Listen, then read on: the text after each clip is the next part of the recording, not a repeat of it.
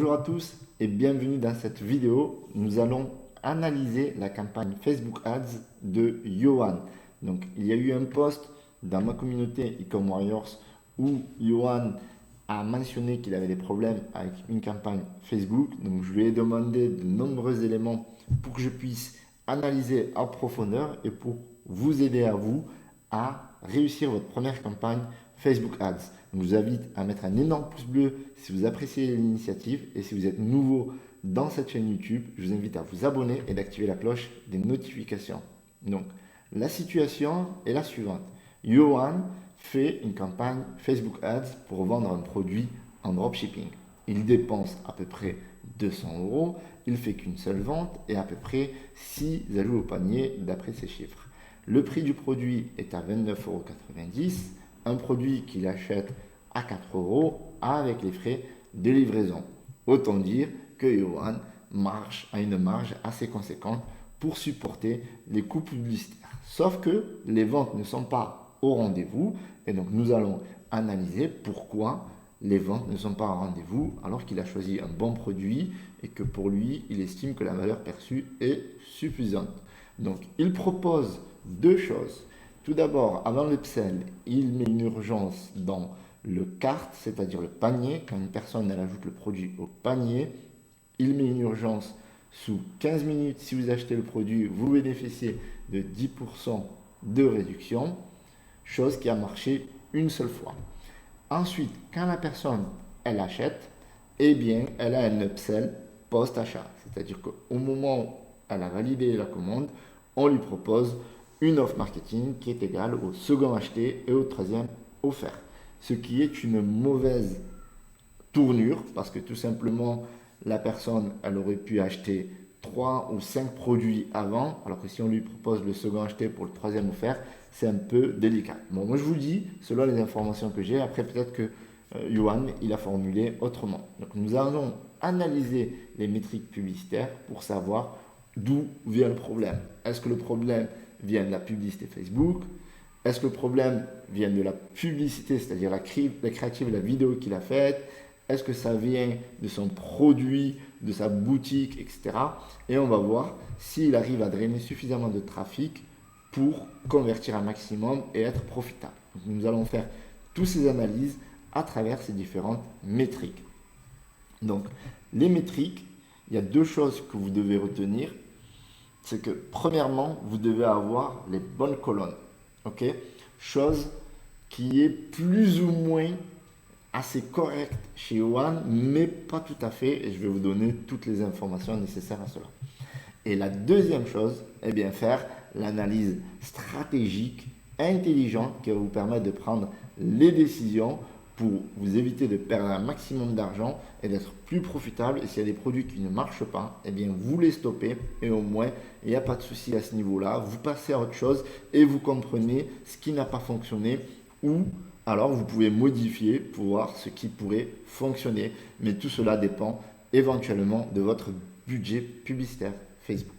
Donc, la première chose qu'on remarque, c'est que Johan, il a dépensé à peu près 200 €, donc 197,55 €. Donc, ce que je vais faire, c'est que, hop, je vais zoomer cette partie-là.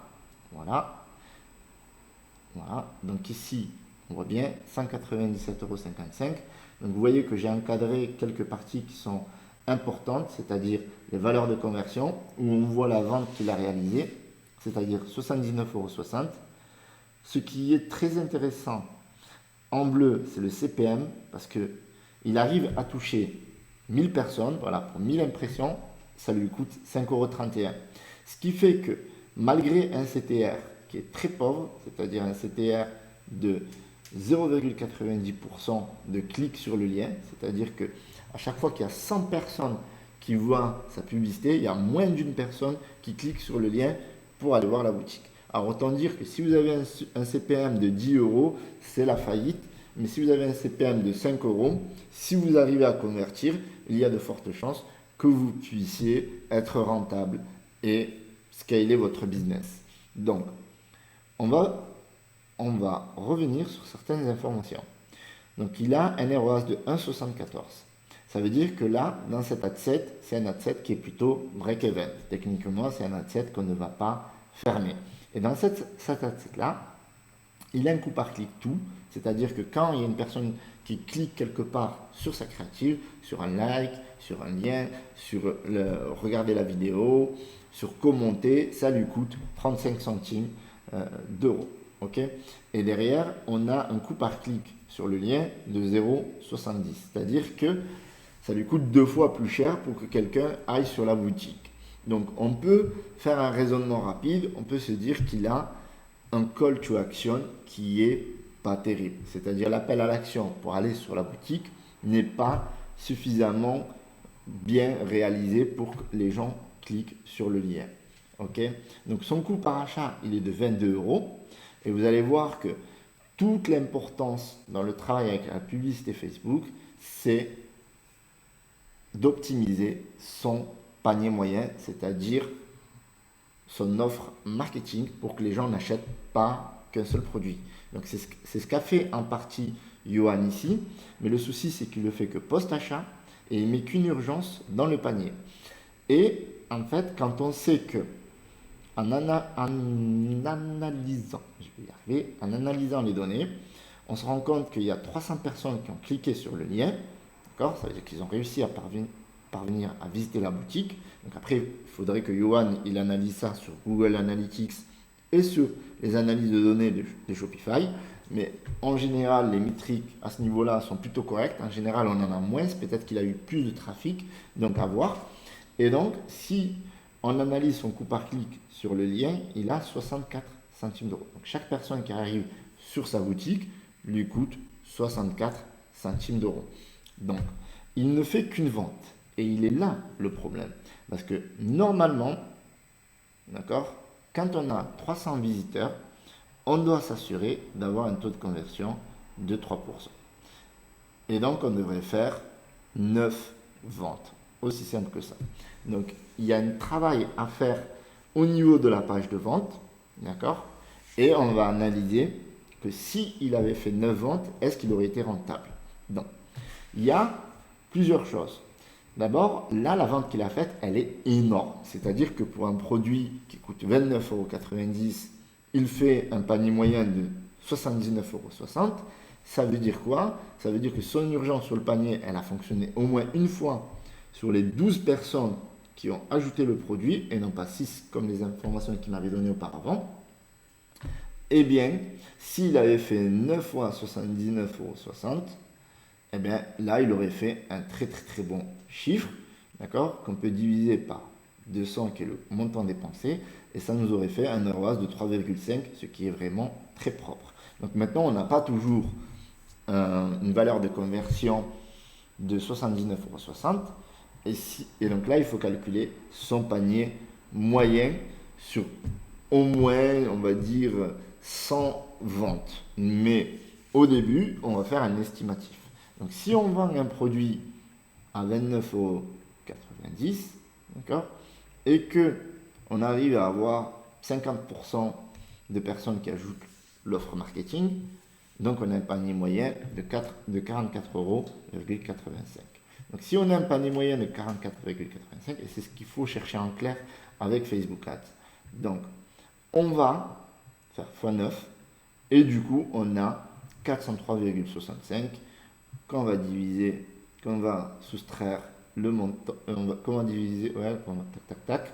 Donc on a un bénéfice de 203,65 auquel il faut déduire les coûts de marchandises, mais comme ça ne lui coûte pas très cher, ça lui coûte 4 € le produit. Donc si on est à 10 € sur l'ensemble des coûts d'achat des 3 produits, eh bien on est autour de alors 10 x 9, donc on est moins 90. Voilà. Donc alors pour ceux qui vont se dire comment j'ai fait pour sortir 90 €, donc si on fait 4 € le coût d'achat du produit plus la livraison, donc on va faire plus 4, ok. Et il y en a un forcément où il ne payera pas la livraison, vu que quand on achète en gros, ben on a moins de coûts de livraison. Donc en général, ça va lui arriver ça va lui coûter 10 €. C'est pour ce genre de produit, j'ai ce tarif-là. Donc, Voilà, donc déjà là, on a ce premier scénario. Ça veut dire que son offre marketing ne doit pas arriver déjà après l'achat. Elle doit arriver avant l'achat. Et par la suite, il convertira avec son upsell en proposant un acheté, un offert. Ça pourrait être très intéressant. Donc ça, avant de rentrer dans tous ces chiffres-là, parce que j'ai fait quelques calculs, donc on le verra après. Donc déjà, par rapport aux ajouts au panier unique, on constate qu'il n'en a que 12. Et ça, c'est pas bon. Et ça, c'est fortement lié à son offre marketing qui n'est pas assez élevée d'entrée. Donc, si on n'a que 12 ici, normalement, on doit avoir, pour 300 visiteurs, on doit avoir à peu près 10%. Donc, si on a 10%, donc on a 10%, ok, et voilà, il faut que j'apprenne mes divisions. 300 donc, fois 1,10, ok, donc on devrait avoir 30 ajouts au panier unique. Donc après ces 30 ajouts au panier unique, sur le funnel, il y a des personnes qui ne vont pas aller au checkout, donc qui ne vont pas ajouter les informations. Donc on considère qu'il y aura à peu près 50% quand ça se passe bien, peut-être 70%. Et puis ça va descendre encore un petit peu et on va avoir peut-être 50% des personnes qui, par exemple sur les 15 personnes qui ont ajouté les informations, il y en a 7 ou 9 qui vont acheter. Donc du coup, on retrouve notre scénario où Yohan, il est entièrement profitable. Voilà. Donc ça, c'est un scénario 1. OK? Donc, on constate que 64 centimes d'euros lui coûte un visiteur. Qu'est-ce qu'on a comme information? On voit que déjà l'information par rapport aux métriques, elles ne sont pas très bien structurées. C'est-à-dire que ça, ce sont des détails. OK? Ce sont des détails qui devraient arriver à la fin. Et donc là, on doit avoir le montant dépensé, le nombre d'achats, le coût par vue de page de destination unique, le coût par ajout au panier unique, le coût par achat, les valeurs de conversion, les ROAS. Donc ça, c'est ce que j'appelle en gros l'analyse financière qui nous permet de vraiment de prendre une décision par rapport aux dépenses. Et ensuite, on constate que les coûts par clic tout ne sont pas à côté des coûts par clic sur le lien. Le CTR tout n'est pas à côté du coût par alors CTR tout n'est pas à côté du CTR tout clic sur le lien. Donc là, il a deux datas qui sont assez redondants. Donc moins on a de colonnes et mieux on analyse. Ok, donc clique sur le lien. Donc là, il a quasiment la même chose. Vous voyez, 310, 300. Donc ça sert à rien de surcharger. Trop d'informations vont être nuisibles à l'analyse. Et donc, il manque quand même des informations. Donc ici, on a d'autres informations. Ou ici, on a les impressions. D'accord? Où on a 37 191 impressions. Ça veut dire que potentiellement, il y a 37 000 personnes qui ont vu la publicité, soit qui ont réagi, soit qui n'ont pas réagi. Et ça, on le voit à travers les personnes qui ont cliqué ou les personnes qui ont liké, commenté, etc.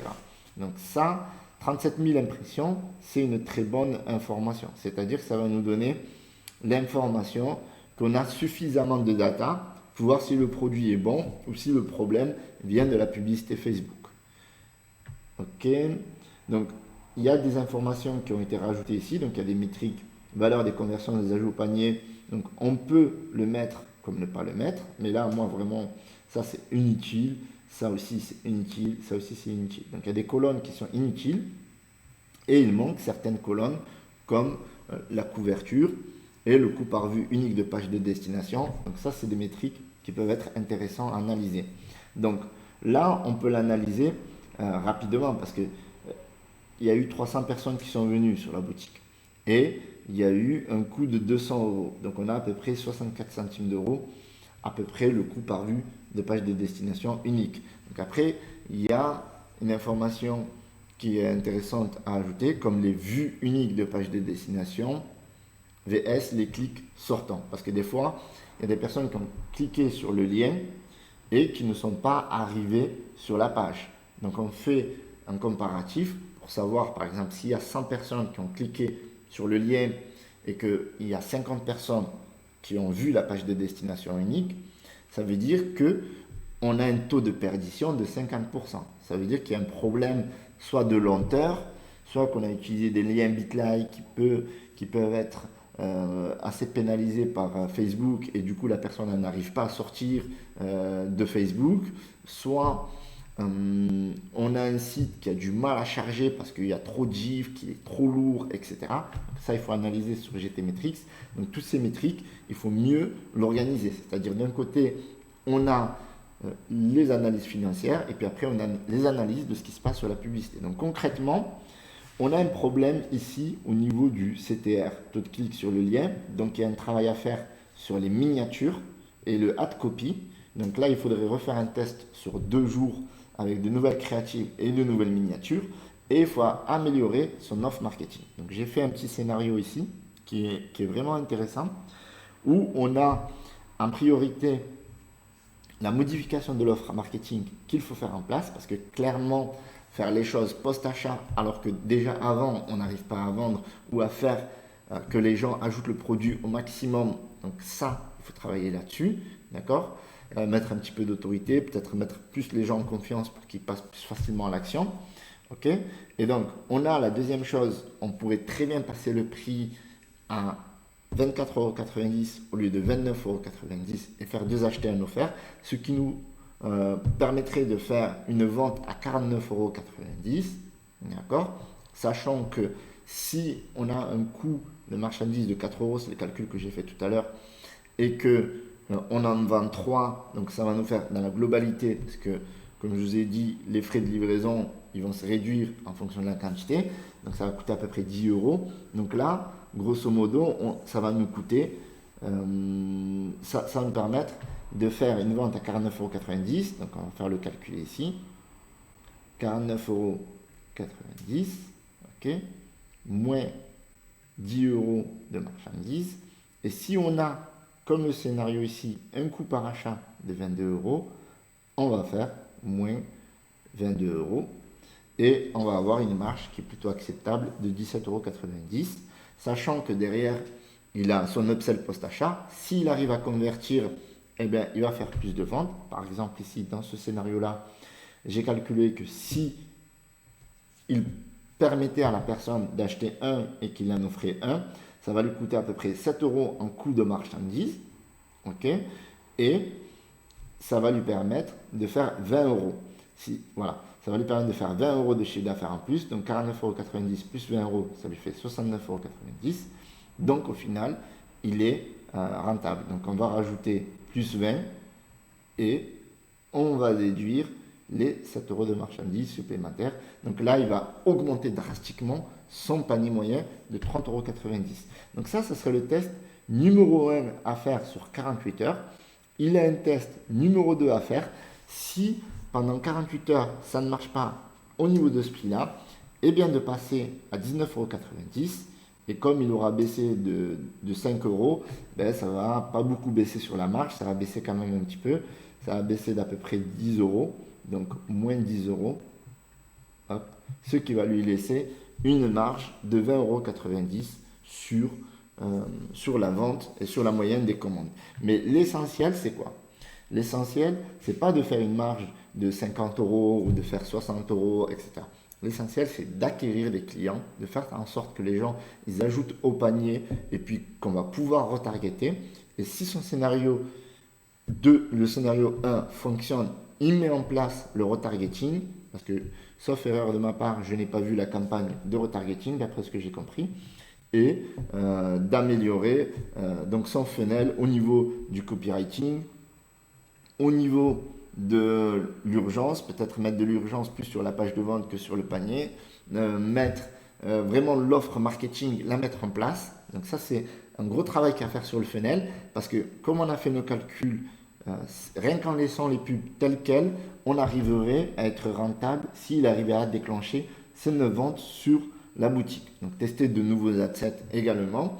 Et pour améliorer le CTR, taux de clic sur le lien, faire un appel à la fin de la vidéo qui soit plus intéressant et un ad copy et une miniature pour augmenter le CTR tout. Voilà, donc ça c'est le travail grosso modo qu'il faut faire sur les 3 niveaux. Donc c'est des tests qu'il faut faire sur 48 heures, on analyse et on fait le test suivant. Si jamais le test 1 n'est pas concluant, faire le test 2. Si le test 2 n'aboutit pas, eh bien on change de produit, mais au moins, eh bien, Johan, eh bien, il serait bien formé et comprendra mieux ses erreurs et mettra de meilleures campagnes les prochaines fois.